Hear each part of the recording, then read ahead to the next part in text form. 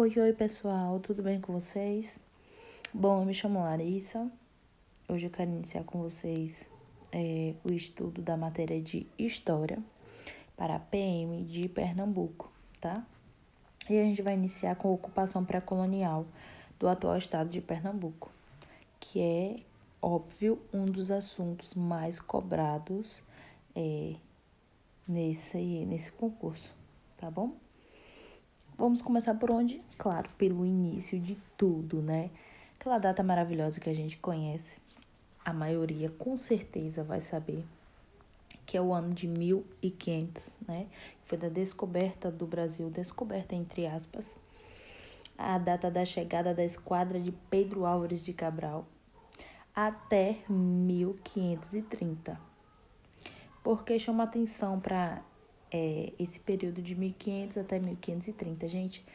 Durante esses 30 anos, né, que nem todo mundo na história básica fala, durante esses 30 anos o Brasil não era considerado tão importante para Portugal, tá bom? E nesse período foi considerado o período pré-colonial. O Brasil, né, como eu falei para vocês, nesses primeiros 30 anos, o Brasil foi objeto de pouco interesse para Portugal, que estava mais interessado no lucrativo comércio de especiarias com as Índias, tá? Além de não dispor de homens suficientes para povoar essa região. Teve outro motivo também, que explica o esquecimento no qual se relegou o Brasil, foi a falta de conhecimento do território, né? Principalmente no que se refere à existência de riquezas que poderiam ser exploradas aqui. Ou seja, ainda não tinha, né, o conhecimento de riquezas que poderia ser explorado, né? Mas ainda assim enviaram expedições. Uma das expedições foi Gaspar de Lemos em 1501 e outra expedição foi de Gonçalo Coelho em 1503, né? Que eles foram navegadores que fizeram o levantamento do território brasileiro, realizou observações e descrições das características geográficas daqui, tá bom? Aí vem a economia pré-colonial, baseou-se na extração e comércio do pau-brasil, né? A madeira avermelhada, encontrada no litoral brasileiro, que já era bastante conhecida na Europa, né? Que dela extraía o corante que era utilizado para atingir tecidos. A extração do pau-brasil foi declarada estanco, ou seja, passou a ser um monopólio real, né? Cabendo ao rei conceder, olha só como foi importante o pau-brasil. Cabia ao rei a permissão a alguém para explorar e comercializar a madeira, né? Mas o rei outorgava esse direito, gente, né? Cabia arrendatário executar o negócio com seus próprios meios, arcando com todos os riscos de empreendimento. Então, assim, ainda precisava-se de uma autorização do rei. Porém, era só isso mesmo. Porque para todo o resto, né, quem arcava com todas as despesas e riscos eram os donatários, né? O benefício que a coroa obtinha com a concessão de exploração comercial do pau-brasil era uma parcela dos lucros conseguidos pelo arrendatário. Claro, óbvio que a coroa portuguesa não ia simplesmente só autorizar alguém a fazer extração, né? Tinha que ganhar algo em cima disso, sempre. O primeiro negociante a receber autorização para explorar foi Fernando de Noronha. Olha só, né? Então, assim, dá para lembrar, é um nome bem importante. O ciclo da extração do pau-brasil foi breve. Por que, gente, foi breve? Porque não perdurou por mais tempo ou por muito tempo, né? Bom, ali acontecia uma extração predatária, né? O que era isso? não havia preocupação de repor as árvores derrubadas por meio de replantio, o que resultou, claro, num rápido esgotamento dessa madeira, né? Outros aspectos importantes a serem salientados é que a exploração do pau-brasil teve impacto praticamente nulo na ocupação do território brasileiro, ou seja, não foi por conta do pau-brasil que veio ocorrer a colonização no território brasileiro, tá? Ele não teve impacto nenhum sobre isso, né? Limitando-se à área costeira, o extrativismo não chegou a gerar núcleos de povoamento permanente. Além disso, foi a primeira atividade econômica em que os negociantes portugueses empregaram a mão de obra indígena no corte e carregamento da madeira para os navios, tá? Agora eu quero falar para vocês um pouco de um personagem que teve um papel muito importante, que é Martim Afonso de Souza, tá? Após 1530, o comércio entre Portugal e as Índias entrou em decadência. Nesse mesmo período, o litoral brasileiro passou a sofrer sistemáticas ameaças por parte de navegadores estrangeiros e mercenários que contrabandeavam o pau-brasil. Então, assim, né? Portugal, então, precisou tomar medidas para guarnecer a costa brasileira e repelir os invasores. Aí começou, né? Expedições comandadas por Cristóvão em 1516 e 1519 e ainda em 1526 e 1528, né? Tiveram por objetivo repelir os invasores, mas pouco puderam fazer em relação à enorme extensão do litoral brasileiro. Essas foram os principais fatores que geraram preocupação com a situação das terras brasileiras. Olha só, né? Então, assim, o que chegou, o que foi o motivo real de levar a coroa portuguesa a iniciar o processo de colonização foi essa ameaça, tá? Os passos iniciais da colonização no Brasil foram dadas a partir da criação de núcleos de colonização. Então, em dezembro de 1530, partiu de Lisboa uma grande expedição composta por 50 embarcações, transportando homens, ferramentas, sementes e víveres, né? Comandada por quem, gente? Adivinha quem foi, hein? Comandada por Martim Afonso de Souza, tá bom? Foi esse cara, tá? Ele teve como objetivo, né, estabelecer os primeiros núcleos de povoamento permanente no país, tá? Agora, chama a atenção de vocês para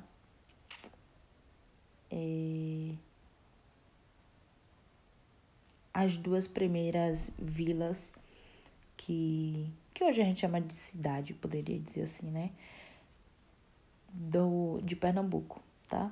São Vicente e Santo André. Olha só, a expedição chegou no litoral brasileiro em janeiro.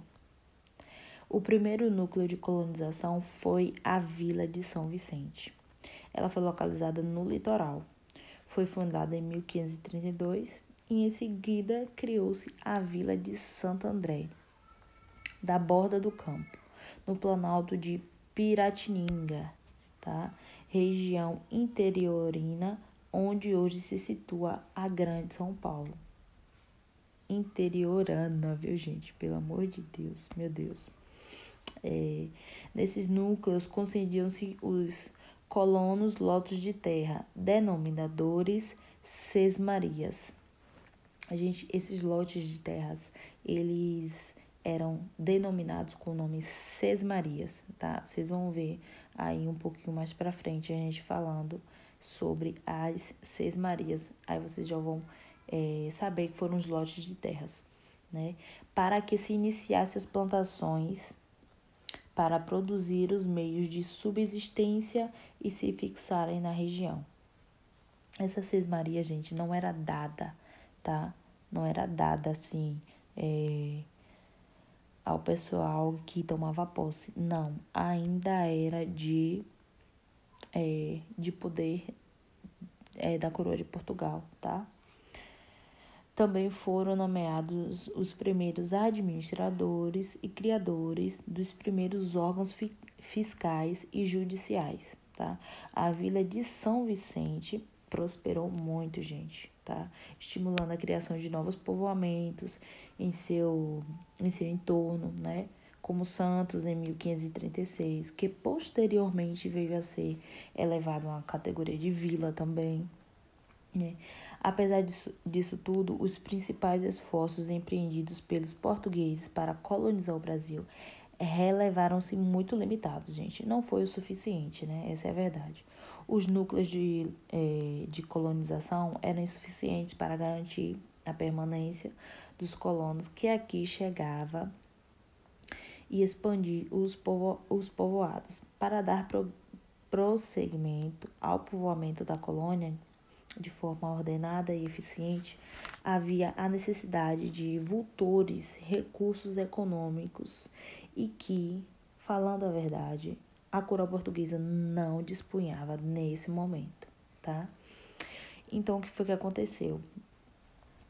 Veio, então, as capitanias hereditárias. Vocês vão ouvir falar também bastante sobre isso, tá? Eu vou explicar a vocês o que foi, né?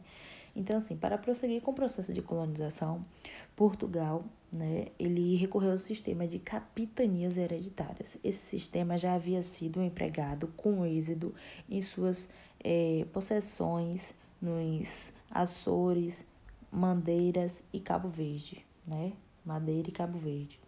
Ele se baseava na doação, olha só, doação, não era nada de ninguém, tá, gente? Era tipo um empréstimo, parecia que estava emprestando a terra, né?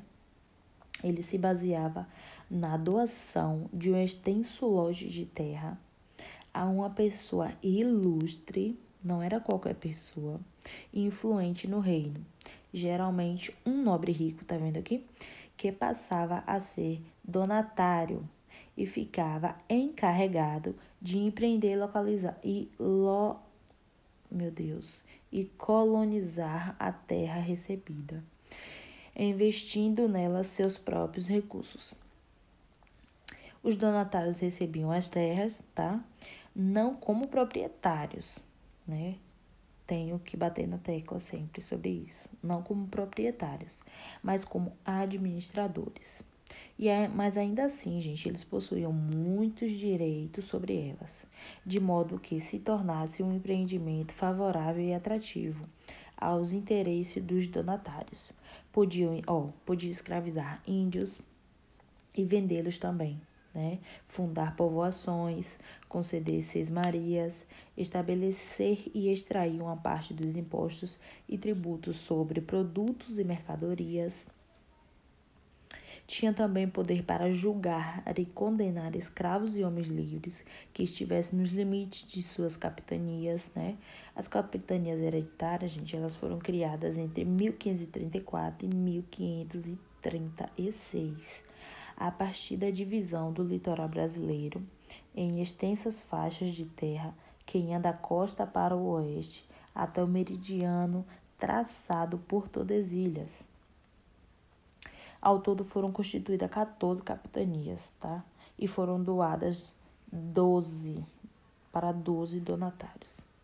Eram faixas gigantes de terra com centenas de quilômetros de do tamanho atual, que precisava ser ocupada para dar início às primeiras atividades econômicas aqui no Brasil, né? O sistema das capitanias foi a primeira tentativa de administrar a então capitania de Portugal, tá bom? Mas, né, não deu tão certo quanto esperava, tá? Preciso dizer que quem mais se destacou nesse período da capitania, gente, foi Olinda e Recife, tá bom? Por um tempo, Recife ficou nas sombras de Olinda, mas depois essa cidade ganhou a sua própria, como posso dizer, autonomia, tá bom? E passou a ser uma vila também, né? Então, assim, não deu muito certo as capitanias hereditárias. E o que foi que aconteceu? Veio o tal governo geral.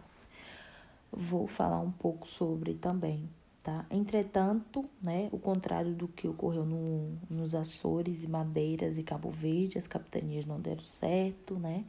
No Brasil, não alcançou o resultado esperado. Foram muitas as razões, tá, gente, do fracasso. Entre elas, pode ser consideradas a falta de terras férteis, os conflitos dos povos indígenas também, né, que ofereciam enorme resistência diante da invasão de suas terras e tentativas de escravização, né, e a má administração também. Sem falar no trabalho, sem falar no problema, né, da necessidade de recursos em maior escala, devido à enorme distância, né, que separava a metrópole, né, ou seja, Portugal, das terras brasileiras. Né? As capitanias que prosperaram foram justamente aquelas em que os donatários possuíam grande fortuna ou acesso ao crédito bancário europeu, né? Como Martim Afonso, que foi a capitania de São Vicente, né? Olha só, São Vicente, e Duarte Coelho, com a capitania de Pernambuco, tá bom? Tendo fracassado o sistema de capitanias, Portugal recorreu à centralização do poder, tá? Estabelecendo na colônia um governo geral. Gente, foi necessário esse governo geral, porque não teve tanto resultado as capitanias hereditárias, e um dos maiores motivos foi a má administração, tá bom? Então, assim, o governo geral, ele foi implantado, né, por esse motivo, né, tendo fracasso o sistema das capitanias, a coroa, ela recorreu a centralizar o poder, estabelecendo o governo geral, que, porém, não se destinava a substituir as capitanias. Não era o intuito nunca, tá? O seu principal objetivo foi estabelecer uma autoridade central no território colonial, a fim de coordenar a administração das capitanias que estava funcionando de forma autônoma, quase sempre contrariando o interesse da coroa portuguesa. Então vamos aqui, olha. Em 17 de dezembro de 1548, o rei assinou o regimento que estipulava as orientações gerais e necessárias para estabelecer o governo geral no território brasileiro. Ele criava os cargos de governador, ouvidor, provedor e capitão. O primeiro governador do Brasil, gente, foi Tomé de Souza. Gravem esse nome. Tomé de Souza foi o primeiro governador do Brasil, né? Que se estabeleceu na Bahia, tá? O primeiro governador se estabeleceu na Bahia e exerceu seu mandato entre 1549 a 1553, tá? Seus sucessores foram Duarte da Costa, né, no período de 1553 e 1558, Mendes Sá, tá? Os governos gerais asseguraram a ocupação e o povoamento das terras brasileiras, né? Estimulando a criação das primeiras cidades, estabelecimentos e instituições religiosas, as criações dos primeiros colégios e o incremento de atividades econômicas, principalmente aquelas atividades